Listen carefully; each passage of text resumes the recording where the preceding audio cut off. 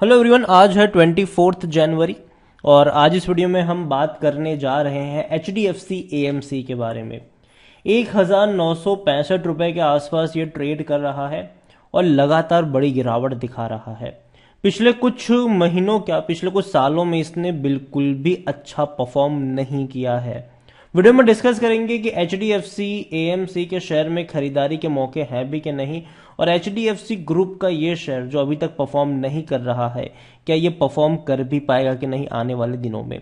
और quarterly results जो आए हैं वो उसके बारे में भी हम बात करेंगे। लेकिन उससे पहले अगर आपने अभी तक चैनल को सब्सक्राइब नहीं किया है तो प्लीज़ अभी इसे सब्सक्राइब कर लीजिए, क्योंकि आगे भी बहुत सारे वीडियोस हैं जो आपको काफ़ी ज़्यादा हेल्प करेंगे। तो 1965 के आसपास शेयर है। आज जब बाजार खुला ही था तभी ही इनके नतीजे आए थे, लेकिन फिर भी कोई असर नहीं हुआ। ये जैसा था वैसे ही नीचे की तरफ जाता चला गया और ऑलमोस्ट 2% की गिरावट पे ये क्लोज हुआ।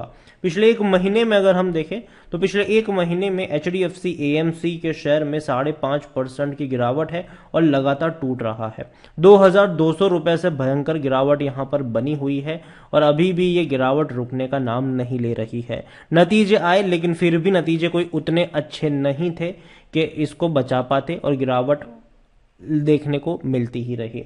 एक साल की अगर हम बात करें तो पिछले एक साल में HDFC AMC में 13% की गिरावट है। इस बीच 1700 रुपए का लो भी बना है और 2300 रुपए का हाई भी बना था। देखो, जब गिरावट आई तो लगातार टूट गया ये, फिर तेजी बनी, फिर लगातार टूटता रहा, फिर तेजी बनी, फिर लगातार टूट रहा है। शायद थोड़ी और गिरावट अभी भी देखने को मिलेगी यहाँ पर। और इवन 3 साल का भी अगर आप ग्राफ देखोगे तो पिछले 3 सालों में HDFC AMC के शेयर में 38% की गिरावट है। जैसे कि मैंने पहले ही कहा कि परफॉर्म नहीं किया है। इवन अगर आप कोविड वाला माहौल भी अगर देखोगे ना तो तब भी एटलीस्ट ये 2050 रुपए के आसपास गया था, उससे नीचे नहीं गया था, वापस बाउंस बैक कर गया था। कोविड जैसे बुरे हालातों में जहां बाजार की हालत खस्ता हो गई थी वहां पर भी इसने इतनी बड़ी गिरावट नहीं दिखाई थी। और 3380 रुपए के लेवल से ये लगातार टूट रहा है, जो कि बड़ी गिरावट कह सकते हो आप इसको। 1700 रुपए तक का लो, पिछले 3 सालों का जो सबसे बड़ा लो है वो 1700 रुपए के आसपास नजर आया है।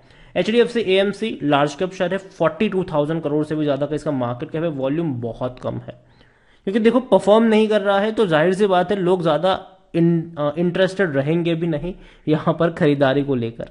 कंपनी के बारे में अगर हम बात करें तो इनके जो रिजल्ट्स आए हैं, जैसे कि मैंने कहा कि जो एक्सपेक्टेड था वही आया है और इवन कोई उतने ज्यादा एंकरेजिंग नहीं है। 560 करोड़ का इनका रेवेन्यू रहा, जो पिछले क्वार्टर में 545 करोड़ का था, मतलब मुश्किल से 2.5% का ही जंप आया है पिछले। और इवन प्रॉफिट में भी 370 करोड़ के आसपास का प्रॉफिट, जो पिछले क्वार्टर में 365 करोड़ था, मुश्किल से 1-1.5% का ही जंप आया है। तो जाहिर सी बात है ऐसे नतीजे से कोई शेयर में तेजी नहीं आती है और यही वजह है कि आज भले ही नतीजे आए लेकिन फिर भी कोई खास रैली में वो तब्दील नहीं हो पाए। HDFC AMC में अगर देखा जाए तो डिविडेंड पेइंग शेयर जरूर है, उसके बारे में भी हम आगे बात करेंगे। लेकिन उससे पहले कंपनी के बारे में देखा जाए तो according to Moneycontrol user 21% लोग कह रहे कि बेच दो, 79% लोग कह रहे खरीदारी करो। कंपनी में अगर आप देखोगे ना तो ESOP के थ्रू खरीदारी देखने को मिली है हमें। अभी 3 जनवरी को कंपनी के जो डायरेक्टर है दीपक एस परीख, 64,000 शेयर खरीदे हैं इन्होंने और ये बहुत बड़ी बात है। ESOP के थ्रू कंपनी के रिजल्ट जो है वो आज आ चुके हैं और डिविडेंड की अगर हम बात करें तो 42 रुपीज का पे किया था इसने पिछले साल। इससे पहले 34 का था, इससे पहले 28 का था। मतलब साल दर साल डिविडेंड ज्यादा पे तो कर रहा है। इस साल हो सकता है कि ये आपको 45 या 46 रुपीज तक का भी डिविडेंड पे कर दे। हर महीने की जून या जुलाई में ये डिविडेंड पे करता है, साल में एक बार डिविडेंड पे करता है।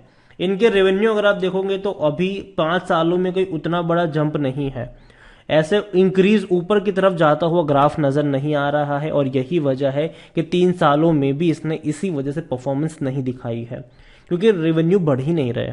जहां तक बात करें प्रॉफिट्स की तो प्रॉफिट में डेफिनेटली थोड़ा सा जंप हमें जरूर देखने को मिला है, लेकिन अगेन अभी जो पिछले कुछ क्वार्टर के रिजल्ट्स हैं उसको देखकर लगता है कि जो प्रॉफिट 2021-22 में था उसी के आसपास रह सकते हैं। कोई उतना बड़ा जंप देखने को नहीं मिलेगा हमें और यही वजह है कि शेयर परफॉर्म नहीं कर रहा है। लेकिन देखिए ये जो सेक्टर है ना ये पसंद है मुझे, ठीक है। और मैं मानता हूं कि यहां पर तेजी आपको देखने को मिलेगी, ठीक है, क्योंकि सेक्टरल और रोटेशन की अगर हम बात करें तो होता जरूर है, लंबे समय से परफॉर्म अगर इसने नहीं किया है तो डेफिनेटली बहुत जल्दी करेगा। क्योंकि अगर आप देखो 2019 में एकदम से बड़ी रफ्तार दिखाई दी, 1300 रुपये से सीधा चला गया था 3700 रुपये पर। अगर आप मैक्सिमम ग्राफ देखोगे तो देखने को मिलेगा कि हाँ, लंबे समय तक ये अटकता जरूर है, लेकिन जब भागेगा तो अच्छी खासी तेजी जरूर दिखा देगा। यहां पर अगर बात की जाए कंपनी को लेकर तो 30 का पी है, जो कि थोड़ा सा महंगा अभी भी है। सेक्टर पी 22 का है, थोड़ा सा और करेक्शन यहां पर अगर आता है।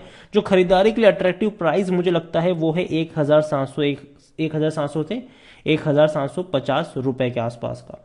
अगर वहां पर आपको ये शेयर मिलता है तो डेफिनेटली वहां पर खरीदारी के मौके बन सकते हैं। परफॉर्मेंस कुछ खास अच्छा नहीं है, वैल्यूएशन भी थोड़ा सा ओवर वैल्यूड जरूर है, प्रॉफिट अच्छा देखने को जरूर मिल रहा है।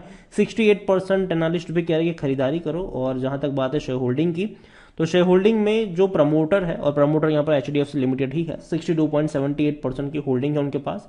Mutual fund 3.07%, other domestic institution 10.33%, 12.09% FILs के पास है, और रिटेल और अदर्स की मिलाकर 11.73% की होल्डिंग है, जिनमें से रिटेल इन्वेस्टर के पास 8.68% की होल्डिंग देखने को मिल रही है। अदर पार्टीज के पास 3.05% की होल्डिंग है।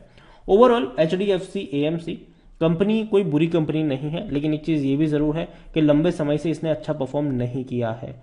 अगर आप 10 साल का भी इसका ग्राफ पकड़ के देख लोगे तो पिछले 10 सालों में यहां पर आप अगर देखें 2018 से जब से आया है ये इसका आईपीओ, आप देख सकते हैं कि एक बड़ी रफ्तार हमें देखने को मिली थी, बाद में करेक्शन भी हुआ, फिर तेजी देखने को मिली, फिर करेक्शन हुआ। तो लंबे समय तक ये अटकता जरूर है किसी एक रेंज में, लेकिन जब भागना शुरू करेगा तो अच्छी खासी तेजी हम यहां पर उम्मीद भी कर सकते हैं इस कंपनी से।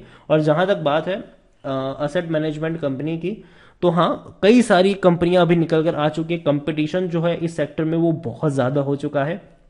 आपको खुद पता होगा कि अगर आप कोई म्यूचुअल फंड या एसआईपी करते भी हो तो आपके पास ढेरों ऑप्शन नजर आ जाते हैं, ठीक है। चाहे एसबीआई की बात करें, चाहे एचडीएफसी की बात करें, चाहे आईसीआईसीआई की बात करें, एक्सिस की बात करें, कोटक की बात करें, या फिर कुछ ऐसे प्लेयर टाटा जैसे वगैरह प्लेयर हो गए, मिरार हो गया, या फिर पराग परीखव वगैरह हो गया। तो कई सारे प्लेयर्स अब यहाँ पर निकल कर आ रहे हैं, और जिसकी वजह से अगर आप देखें तो ऑप्शंस लोगों के पास ज्यादा है। अब लोग देखते भी है कि भैया कहाँ पे पैसा ज्यादा बन रहा है, तो लोग वहां तक जाते भी है। और यही वजह है कि अभी इनका अगर आप देखोगे तो रेवेन्यू में उतनी बड़ी तेजी देखने को नहीं मिली है। लेकिन आने वाले दौर में मुझे लगता है कि इन्वेस्टमेंट का जो सबसे बढ़िया जरिया होगा, लोग अब धीरे धीरे जो फिक्स डिपॉजिट है उसकी जगह धीरे धीरे लोग म्यूचुअल फंड एसआईपी की तरफ जाते नजर भी आएंगे। तो वहां पर एक बड़ा सा जो पैसों का इनफ्लो है वो आपको देखने को मिलेगा। और डेफिनेटली एचडीएफसी की जहां तक मैं बात करूं, कंपनी ने परफॉर्मेंस अच्छा दिखाया, भले ही स्टॉक मार्केट पर ना हो, लेकिन इनके जो कई बड़ा असेट कंपनी मैनेज कर रही है और आगे भी करती नजर आएगी। सेक्टर एक रोटेशन जरूर है, लेकिन जब दौड़ना शुरू करेगा अच्छी खासी तेजी आप इनसे उम्मीद कर सकते हैं। हालांकि अभी डाउनवर्ड में है तो थोड़ा सा और जाएगा ये नीचे, लेकिन 1700 रुपए के आसपास अगर जाता है तो खरीदारी के मौके वहां पर बन सकते हैं। वीडियो को यहीं पे एंड करूंगा। पसंद आया हो तो लाइक करो, शेयर करो, चैनल अगर आप पहली बार हैं तो प्लीज सब्सक्राइब करें। और एचडीएफसी एएमसी के बारे में आप क्या सोचते हैं वो भी आप मुझे कमेंट में लिख के बता सकते हैं। Thank you.